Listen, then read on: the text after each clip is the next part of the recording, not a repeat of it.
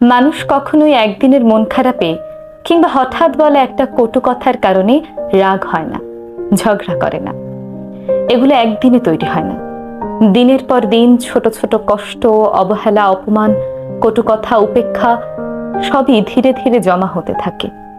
কিছু মানুষ চুপচাপ সহ্য করে যায়, হাসি মুখে সব মেনে নেয়। কিন্তু সহ্যেরও তো একটা সীমা থাকে।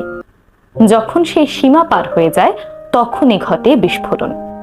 তখন আর ব্যথা বোঝাতে হয় না, শব্দই গর্জে ওঠে। তখন মানুষ আর কিছু ভাবার আগেই বলে ফেলে সবকিছু। সে হয়তো চুপ থেকেছে সম্পর্কটা টিকিয়ে রাখতে, কিন্তু একদিন হঠাৎ সে চিৎকার করে কাঁদতে কাঁদতে বলে ফেলে, আমি কি মানুষ না? আমারও তো অনুভূতি আছে। লোকে তখন ভাবে, এ একটা কথায় এত রাগ কেন?